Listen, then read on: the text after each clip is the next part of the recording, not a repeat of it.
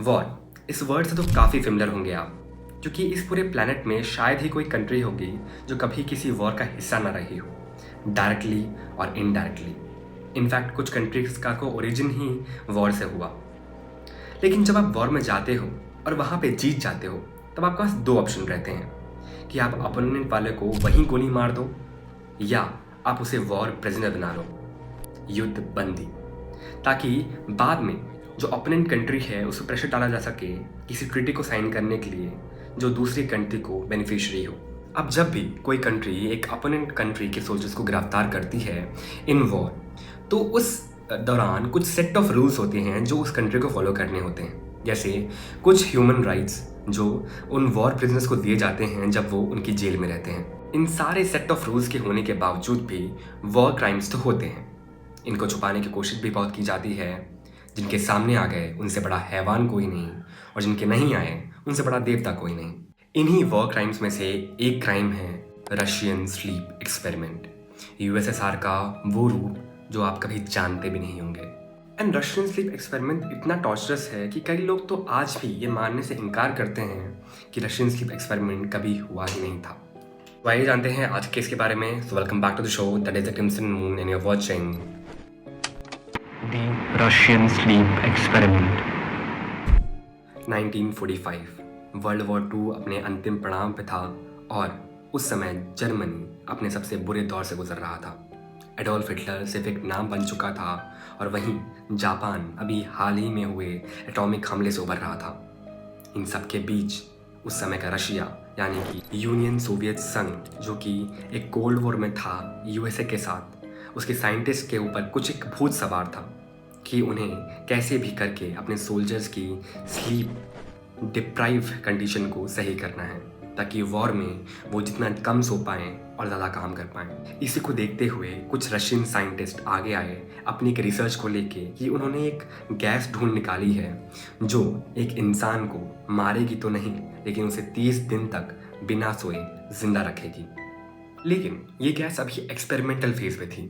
अभी ये gas experiment सिर्फ कुत्तों पे की गई थी, लेकिन ह्यूमंस पे नहीं की गई थी। इसलिए उन सारे रिसर्चर्स ने जिन्होंने ये गैस बनाई थी, उन्होंने आर्मी से अपील किया कि हमें एक एक्सपेरिमेंट कंडक्ट कराना है, एक ह्यूमन एक्सपेरिमेंट, ताकि हम इस गैस की इफिकेसी चेक कर पाएँ। अब जब रशियन आर्मी चीफ ने इस रिसर्च का टॉपिक पढ़ा और इस प्रपोजल को सुना, तो उन्हें लगा कि अगर ये रिसर्च काम कर गई तो नेक्स्ट वॉर में उनके सोल्जर्स करीब एटलीस्ट 15 दिन तक तो बिना सोए काम कर पाएंगे, और इसका मतलब होगा वो अपनी इन्फेंट्री को डबल कर देंगे बिना कोई सोल्जर ऐड किए और बिना कोई सोल्जर का खर्चा उठाए। अब साइंटिस्ट खुद श्योर नहीं थे कि ये गैस कैसे रिस्पॉन्ड करेगी। उनको सिर्फ ये पता था कि अगर इस गैस को किसको दिया जाए तो वो मरेगा नहीं, लेकिन क्या साइड इफेक्ट्स होंगे ये तो उनको खुद नहीं पता। अब being a medical nerd, let me tell you, अगर आप कोई भी रिसर्च करते हो तो उसका एथिकल अप्रूवल मिलना बहुत डिफिकल्ट होता है। एंड यहाँ भी सेम हुआ, क्योंकि ये गैस का कोई कंक्लूसिव पैरामीटर नहीं था, इस वजह से इसको अप्रूवल नहीं मिला। लेकिन यहाँ पे एक कैच है।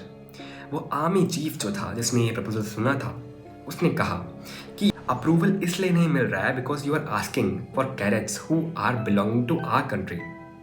हमने कुछ सोल्जर्स पकड़े हैं जो कि जर्मनी और जापान के हैं, जो कि हमारे यहाँ एज अ वॉर प्रिजनर्स जेलों में बंद हैं। Nobody cares about them. अगर हम वो आपको ला के दे दें तो तब क्या आपकी स्टडी कंडक्ट कर सकते हैं। और रिसर्चर्स के लिए ये एक विन विन सिचुएशन थी, क्योंकि उन्हें अपनी स्टडी कंडक्ट करने के लिए एक सब्जेक्ट में मिल रहा था, और अगर इस एक्सपेरिमेंट में कुछ भी गलत होता है तो उनके पास कोई रिस्पॉन्सिबिलिटी भी नहीं थी ये लेने के लिए कि हाँ ये हमारी वजह से हुआ।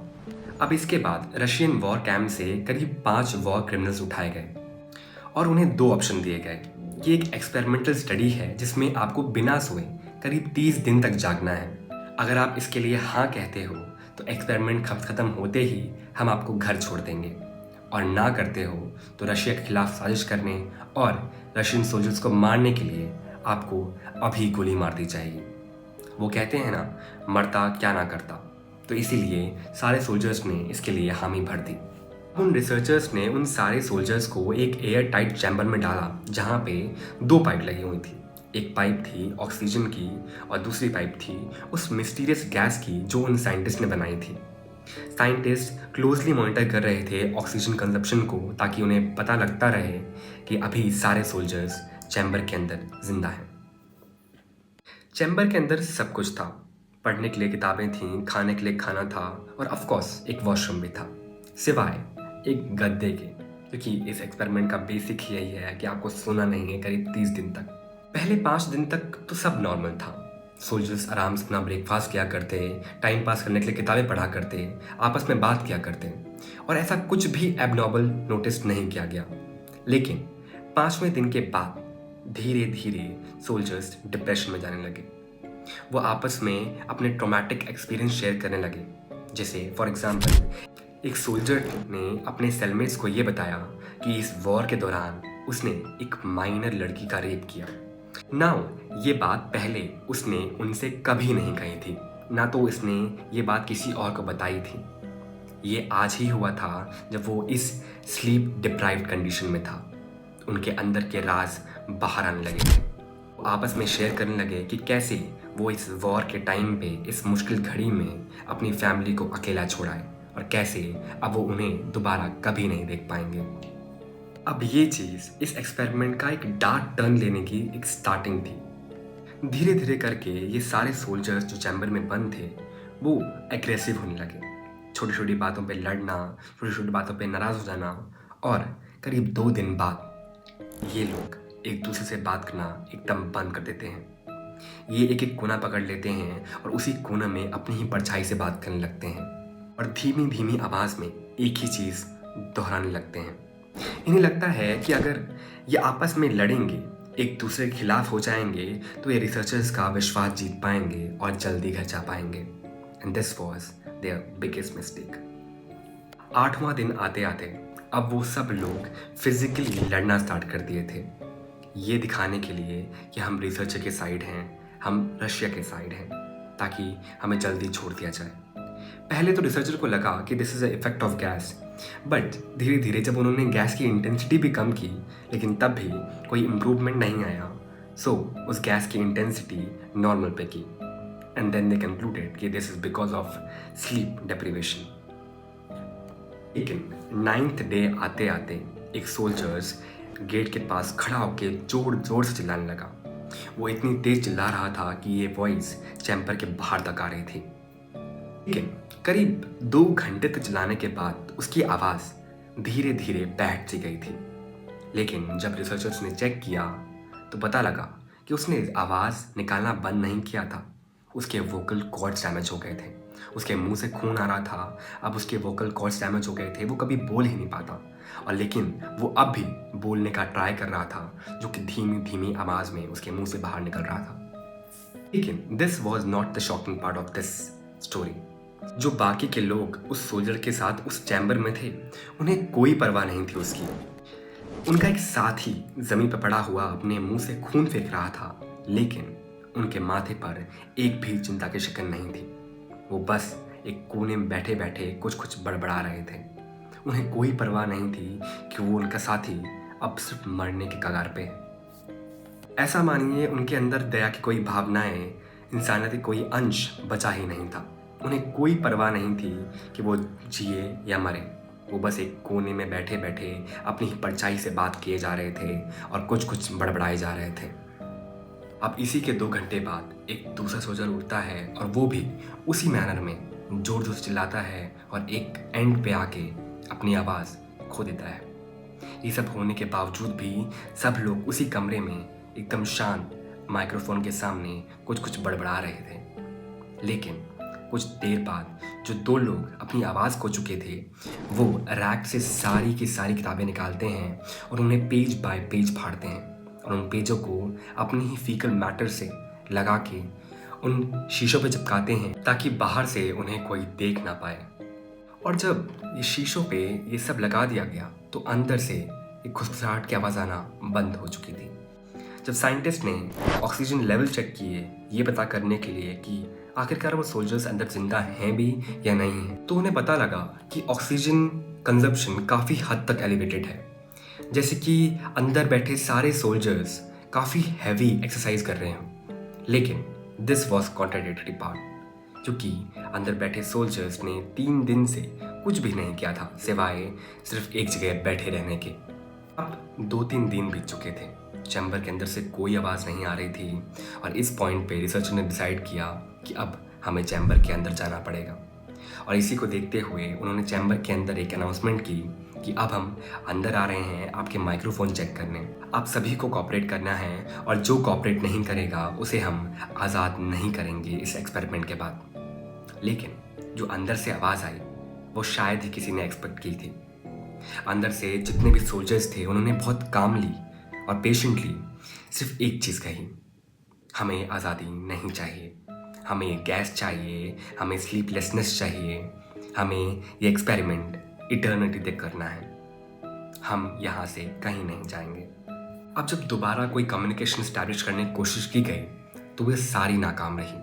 अंदर से कोई रिस्पांस नहीं आ रहा था और इसी को देखते हुए वहाँ प्रेजेंट आर्मी पर्सनल्स और रिसर्चर्स ने डिसाइड किया कि अब वो गेट खोलेंगे और अंदर जाएंगे। उन्होंने गेट खोला और उस टॉक्सिक गैस को अंदर बंद किया और फ्रेश एयर को अंदर आने दिया।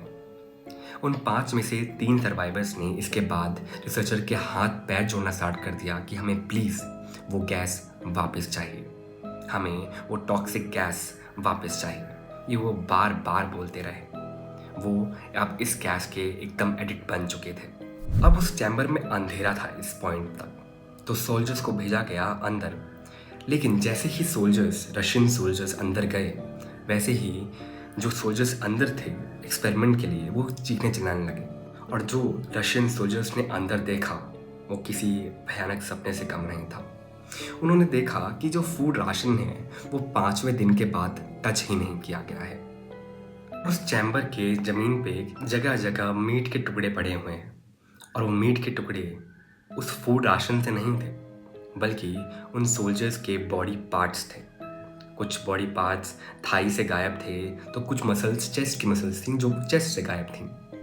उन 5 सोल्जर्स में से सिर्फ 4 सोल्जर्स अभी तक सर्वाइव कर पाए थे। और जब फर्दर इन्वेस्टिगेशंस की गई उन वुंड्स की जो उन सोल्जर्स के शरीर पे थे तो पता लगा कि वो सारे वुंड्स उन्होंने खुद ही किए हैं अपने आप पे। ऑल वुंड्स वर सेल्फ इन्फ्लिक्टेड। आप समझ सकते हैं एक आदमी का स्टेट कितना ही खराब होगा कि वो अपने ही बॉडी पार्ट्स बार बार खरोच के निकालने लगे।